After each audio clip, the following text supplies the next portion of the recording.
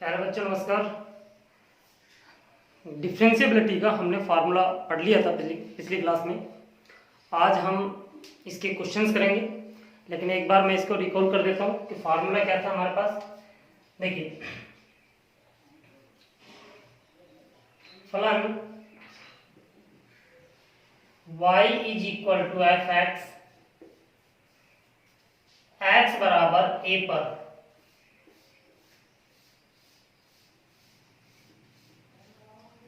अवकलनीयता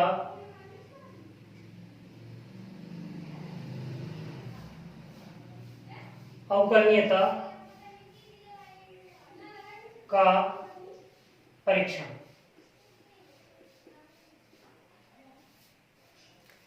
क्या था बच्चों, दोबारा देखिए कि फलन है y बराबर एफ एक्स और इस फलन का x बराबर a पर अवकलनीयता का परीक्षण हमें करना है।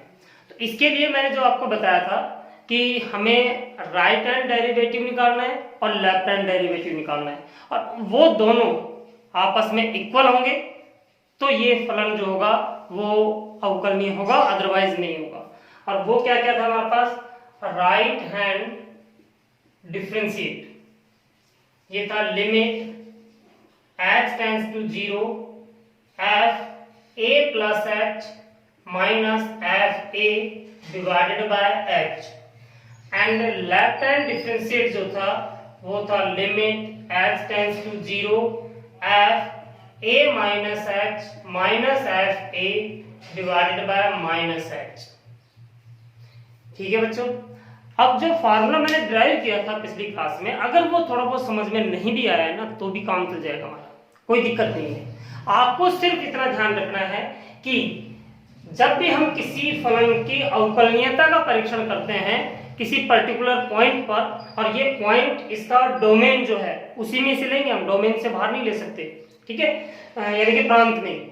तो अब क्या क्या निकालना है, एक राइट हैंड डेरिवेटिव और एक लेफ्ट हैंड डेरिवेटिव, यानी कि दायां अवकलज और बायां अवकलज। लेफ्ट हैंड, हाँ ये बायां अवकलज है, ये दायां अवकलज है। ये दोनों के दोनों आपको निकालने हैं, और निकालने के बाद में आप देखोगे इसकी इन दोनों की वैल्यू यदि समान आ रही है तो इसका मतलब है इसकी वो फलन अवकलनीय है, अदरवाइज नहीं होगा।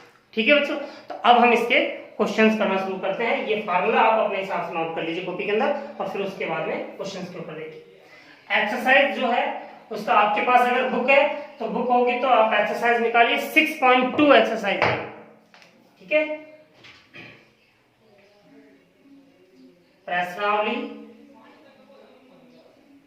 6.2, क्योंकि हमने 6.1 के सारे क्वेश्चंस कर लिए थे। अब 6.2 का जो पहला क्वेश्चन है, तो आप अगर अपनी बुक, आपके पास बुक है तो आप बुक के अंदर आप देखिएगा, मैं क्वेश्चन को रीड कर रहा हूं कि सिद्ध कीजिए कि निम्न फलन x के प्रत्येक मान के लिए अवकलनीय है। अब x के प्रत्येक मान के लिए अवकलन है, इसका क्या मतलब है कि x का जो भी मान है वो एक वास्तविक संख्या लेनी है, और वास्तविक संख्या मैंने बताया आपको एक नंबर लाइन के ऊपर जितनी भी अनंत संख्याएं होती हैं, माइनस इन्फिनिटी से प्लस इन्फिनिटी के बीच में कोई भी संख्या हो सकती है, ठीक है। तो ये कह रहा है क्वेश्चन में कि जो फलन हमें दिया हुआ है, पहला क्वेश्चन जो है क्वेश्चन नंबर फर्स्ट का फर्स्ट, कि y इज इक्वल टू या F X is equal to X, ये दिया हुआ हमें, F X is equal to X हमें दिया हुआ है, ठीक है। और इसको हमें बताना है कि ये प्रत्येक वास्तविक संख्या के ऊपर क्या है, अवकलनीय है, ये हमें प्रूव करके बताना है। अब सभी संख्याओं पे तो परीक्षण कर नहीं सकते, हम टेस्ट कर नहीं सकते क्योंकि अनंत होती है और अनंत टाइम्स हम नहीं कर सकते। तो हम क्या करेंगे, इसकी उन सभी संख्याओं को रिप्रेजेंट करने वाला कोई भी एक वेरिएबल के रूप में हम ले लेते हैं। जैसे मान लीजिए हम a ले लें, a, तो हम यहाँ पे लिखेंगे x बराबर a पर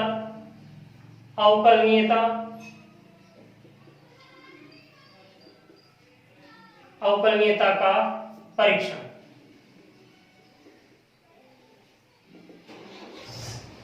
यानी कि x बराबर a पर हम चेक कर रहे हैं यहाँ पे, और a कौन है, क्या है यहाँ पे, a वास्तविक संख्या को रिप्रेजेंट कर रहे हैं, ठीक है। तो हमें निकालना वही है, पहले आप राइट हैंड डेरिवेटिव निकालेंगे किस प्रकार से कि limit h tends to 0 f किस पॉइंट पे निकालना है, a पर निकालना है, तो a प्लस h ले लेंगे यहाँ पे माइनस एफ ए ले लेंगे डिवाइडेड बाय h ले लेंगे। राइट हैंड डिफरेंशिएट निकालना है, सबसे पहले ये फार्मूला हम यहाँ पे नोट कर लेंगे और नोट करने के बाद में अब इसको आगे सॉल्व करके देखते हैं क्या होता है। लिमिट h टेंड्स टू 0, ठीक है, लिमिट h टेंड्स टू 0 कितना दिया हुआ था एफ ए प्लस एच। तो अब यहाँ पे फलन की वैल्यू देखिए कितनी है कि F X is equal to कितना दिया हुआ हमें x दिया हुआ है। तो इस x की जगह पर यदि a प्लस एच आ जाए तो x की जगह पे क्या हो जाएगा a प्लस एच हो जाएगा। तो यहाँ पे आ गया हमारे पास a प्लस एच, ठीक है बच्चों, क्योंकि x की जगह पे क्या है यहाँ पे a प्लस एच है, तो यहाँ पर जैसे a प्लस एच आएगा तो ये भी क्या बन जाएगा a प्लस एच। फिर माइनस का सिंबल है यहाँ पे माइनस, फिर एफ ए की वैल्यू कितनी होगी, x की जगह पर a रखेंगे तो यहाँ पे कितना हो जाएगा a और बटे में कितना है h, ठीक है, समझ में आ गया होगा। ये सिर्फ और सिर्फ हमने क्या किया है x की वैल्यू यहाँ पे चेंज हो गई थी तो यहाँ पर भी x की वैल्यू चेंज कर देंगे। यहाँ पे x की वैल्यू चेंज हो गई थी यहाँ पर भी चेंज कर देंगे, ये वैल्यू यहाँ पे दिखा देंगे। इसके बाद लिमिट h टेंड्स टू 0, देखिए a से a कैंसिल हो जाएगा, कितना आ गया h बाई h, ठीक है, और h से ये h कट जाएगा, कितना आ जाएगा 1, और जब लिमिट अप्लाई करेंगे h टेंड्स टू 0 वहां पे अप्लाई करेंगे क्योंकि h तो बचा ही नहीं यहाँ पे, तो कितना आ जाएगा इसका आंसर 1 आ जाएगा। यानी कि हमारे पास राइट हैंड डेरिवेटिव कितना आया, हमारे पास 1 आया यहाँ पे, ठीक है बच्चों। अब इसके बाद में हम लेते हैं लेफ्ट हैंड डेरिवेटिव, और लेफ्ट हैंड डेरिवेटिव का फॉर्मूला क्या था, limit h tends to 0 f a minus h minus F A divided by minus H, ठीक। अब सेम उसी प्रकार से हम उसके अंदर वैल्यू रख देंगे लिमिट h टेंड्स टू 0, तो देखिए x की जगह पर क्या आ गया यहाँ पे a माइनस एच, तो यहाँ पे आ जाएगा a माइनस एच क्योंकि यहाँ पे x ही था, फिर माइनस का सिंबल था एफ ए की जगह पर फिर a आ जाएगा और डिवाइडेड बाय माइनस एच। तो यहां से भी अगर आप देखोगे तो क्या निकल के आया हमारे पास limit h tends to 0, a से a कैंसिल हो जाएगा minus h by minus h, और ये भी कैंसिल होकर के 1 आ जाएगा, तो इज इक्वल टू कितना आ गया हमारे पास 1। तो आपने देखा बच्चों कि ये फार्मूला अगर हमें ध्यान है तो इसको सॉल्व करना बहुत आसान है। एग्जाम में फार्मूले का डेरिवेशन नहीं पूछते हैं, वहां पे सिर्फ क्वेश्चंस हल करना है हमें, ठीक है। तो उसके लिए क्या करेंगे, फार्मूले को यहाँ पे नोट करेंगे पहले, फिर उसके अंदर फंक्शंस की वैल्यू यहाँ पे रख देंगे, रखने के बाद में लिमिट लगा देंगे। हाँ ये जरूर है, मैंने शुरू में स्टार्ट किया था तब भी बताया होगा आपको कि 11th क्लास का लिमिट वाला टॉपिक है वो जरूर आप अच्छे तरीके से कर लीजिएगा, ठीक है। अगर आपको कोई डाउट है तो आप मुझे बताइएगा, मैं उसको भी क्लियर कर दूंगा क्योंकि उसके फार्मूले यहाँ पर अप्लाई हो रहे हैं, ठीक है। तो इनको जरूर ध्यान रखना आप इस चीज को, ठीक है बच्चों, समझ में आ गया होगा सर। अब मैं इसके बाद दूसरा क्वेश्चन जो है वो लेके जा रहा हूं, फर्स्ट का सेकंड क्वेश्चन जो है वो देखिए कि fx is equal to e की पावर x, ये सेकंड क्वेश्चन था कि fx is equal to e की पावर x, और इस फलन का क्या नाम है एक्सपोनेंशियल फंक्शन, या दूसरा हम कह सकते हैं हिंदी में कहते हैं चरघातांकीय। और ये भी ध्यान रखना e की पावर x जो होता है इसकी जो वैल्यू होती है e की power x is equal to, ये होती है हमारे पास कितनी 1 plus x square by 2 factorial plus x cube by 3 factorial plus x 4 by 4 factorial plus dash dash dash dash. ये इसकी सीरीज होती है कि e की पावर x की सीरीज क्या होगी, ये होगी 1 plus x square by 2 factorial plus x cube by 3 factorial plus x की पावर 4 बाय 4 फैक्टोरियल, ठीक है। और प्लस ये अनंत तक चलता रहता है। अगर यहाँ पर अकेला e होता है, e की पावर 1 होती है, तो क्या हो जाता है यहाँ पे देखिए e की पावर 1 होता है तो 1 प्लस 1 अपॉन में 1 factorial plus 1 square by 2 factorial plus 1 cube by 3 factorial plus 1 की पावर 4 बाय 4 फैक्टोरियल प्लस ये पावर चाहे लगाओ चाहे मत लगाओ क्योंकि यहाँ पे 1 ही होता है। तो अगर हम इसको कैलकुलेशन करें इसकी पूरे की इसकी वैल्यू कितनी होगी हमारे पास, तो आप यहाँ पे देखिएगा कि 1 और ये 1 बन गया, 1 और 1 2 तो ये हो गया। अब ये कितना है 1/2, ये कितना है 1/6, ये कितना है हमारे पास 4 3 12 2 24, यानी कि 1/24। आगे धीरे धीरे करके छोटी होती जा रही है, तो यानी कि इसकी टोटल वैल्यू जो आएगी 1.7 समथिंग आएगी, 2 पॉइंट कुछ इसकी वैल्यू होती है। तो e की पावर 1 की वैल्यू कितनी होती है 2 पॉइंट कुछ होती है, लेकिन ये तो मैंने वैसे बता दिया था, हमें जरूरत सिर्फ इसकी पड़ेगी यहाँ पे ये। ओके देखिए, तो सबसे पहले आपने निकालना है यहाँ पे क्या करना है कि x बराबर a पर अवकलनीयता का परीक्षण क्या करेंगे, वही राइट हैंड डिफरेंशिएट लेंगे पहले, sorry derivative, limit h tends to 0 f a plus h minus f a divided by h। ठीक है, अब ये वैल्यू हम इसके अंदर रख देते हैं कि x की जगह पर कितना आ गया a प्लस h, तो जहां पर x था वहां पे कितना आ जाएगा a प्लस h। तो कितना हो जाएगा बच्चों ये लिमिट h टेंड्स टू 0 और ये हो जाएगा e की power a plus h minus e की power a divided by h divided by h। आगे और सॉल्व करते हैं इसे, तो कितना हो जाएगा limit h tends to 0 e की पावर a इंटू e की पावर h माइनस e की power a divided by h।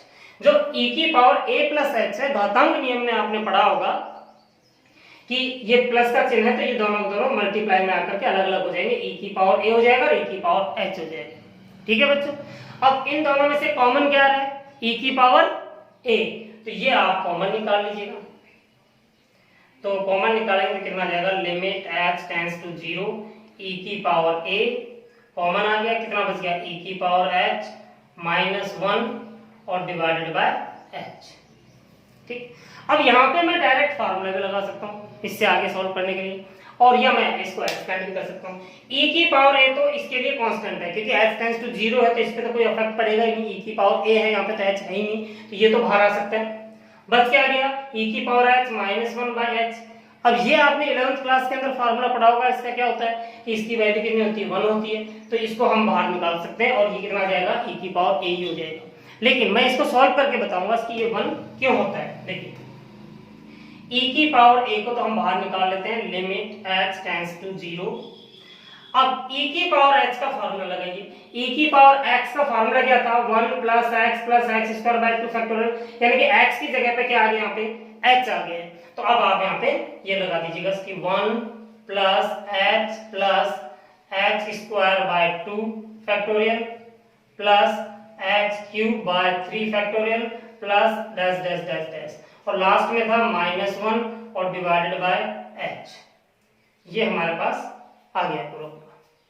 ठीक है बच्चों, 1 से ये 1 कैंसिल हो जाएगा क्योंकि बाहर माइनस था, और साथ में एक चीज देखिए, ये कैंसिल होने के बाद में जो भी टर्म्स बची होगी उसमें सभी के अंदर h है, तो h कॉमन आ सकता है सब में से, तो वो h आप कॉमन निकाल लीजिएगा। बचेगा क्या e की power a limit h tends to 0, और h जब आप कॉमन निकालोगे यहाँ पे तो ये बच जाएगा हमारे पास कितना, क्योंकि 1 से 1 तो कट ही गया था, ये h बाहर निकाला आपने, यहाँ पे 1 बचेगा, प्लस h स्क्वायर में से एक h लोगे तो h by 2 factorial plus h square by 3 factorial plus h की पावर 3 बटा में 4 factorial plus dash dash dash dash और डिवाइडेड बाय h। ये आ जाएगा। अब आप यहाँ पे देख रहे हो h से ये h कैंसिल हो जाएगा, और उसके बाद में जब आप लिमिट h टेंड्स टू 0 इसमें अप्लाई करोगे तो देखिए यहाँ पर h है, ये 0 हो जाएगा, ये 0 हो जाएगा, ये 0 हो जाएगा, बाकी जितने भी टर्म्स आ रही होंगी सबके अंदर h है कि नहीं है, और जहां पर भी h होगा क्योंकि ऊपर ये है डिनोमिनेटर में है, अंश के अंदर h है, इसलिए h टेंड्स टू 0 अप्लाई करेंगे तो वो सारे 0 हो जाएंगे, तो बचेगा कितना हमारे पास ओनली 1, और 1 को जब हम इससे मल्टीप्लाई करेंगे तो हमारे पास क्या आएगा e की पावर a। e की पावर a आ जाएगा। तो इसका मतलब हमारे पास राइट हैंड डेरिवेटिव क्या निकल गया, e की पावर a निकल के आया है पे, यानी कि दायां अवकलज जो है हमारे पास वो आ गया e की पावर a। समझ में आ गया होगा। आप यहाँ पर डायरेक्ट फार्मूला भी लगा सकते थे, ये वाला जो है इसका अगर लिमिट है इसका तो 0 है तो इसकी वैल्यू कितनी होती है, 1 होती है, लेकिन मैंने इसको एक्सपेंड भी कर दिया, इसकी इस प्रकार से होती है। ठीक, अब इसके बाद हम क्या निकालेंगे, लेफ्ट हैंड डेरिवेटिव। तो मुझे इसको मिटाना पड़ेगा, ठीक है, इसको आप नोट कर लेना कॉपी के अंदर। अब इसके बाद लेफ्ट हैंड डेरिवेटिव निकालते हैं।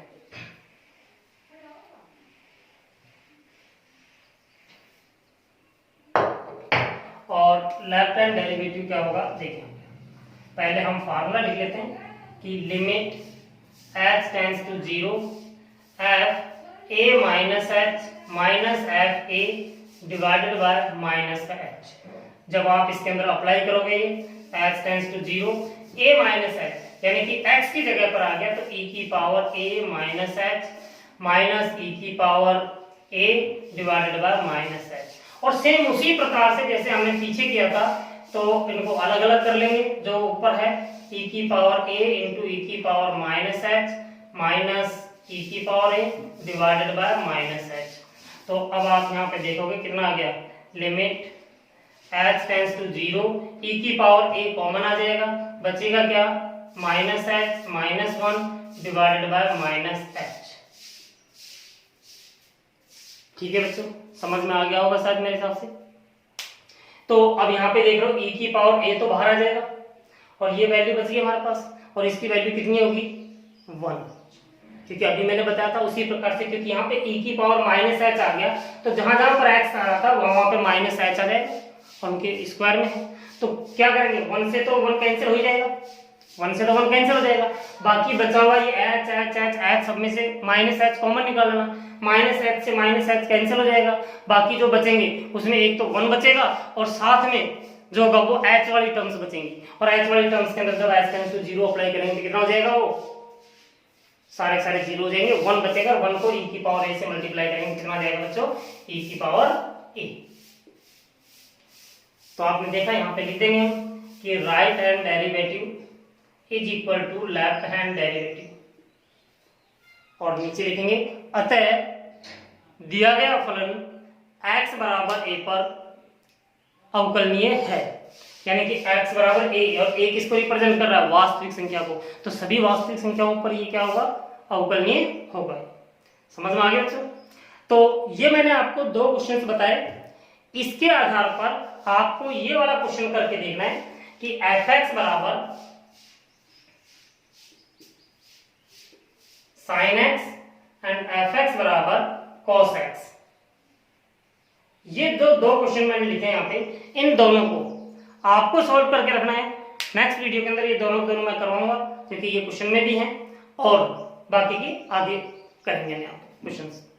ठीक है बच्चों, करने की जरूर कोशिश करना आप यहाँ पे, x बराबर a पर लेना है हमने, ठीक। और ये आपने किया भी होगा पहले, कब, 11th में जब आपको प्रथम सिद्धांत से अवकलन करना बताया गया होगा, कि प्रथम सिद्धांत से अवकलन, फर्स्ट प्रिंसिपल से आपको डिफरेंशिएशन कैसे करते हैं उसका जब आपको बताया होगा, उसी प्रकार से आपने करना है। इसके अंदर जो फार्मूले जो मैं बता देता हूँ कि ये वाला फार्मूला लगेगा इसमें कि sine x plus sine y, एक तो ये फार्मूला लगेगा, एक लगेगा sine x minus sine y। ये तो फार्मूला होता है 2 sine x plus y by 2 and cos x minus Y by 2, और इसमें तो फार्मूला लगेगा 2 cos x plus Y by 2 and sine x minus Y by 2 sine में, और cos में क्या हो जाएगा, cos x plus cos y होगा तो 2 cos x plus y by 2 cos x minus y by 2, और अगर cos x minus cos y होगा तो क्या हो जाएगा, minus 2 sine x plus y by 2 sine x minus y by 2। तो ये 2 फार्मूले आपने अप्लाई करके इस क्वेश्चन को सॉल्व करना। ठीक है बच्चों, ओके, थैंक यू।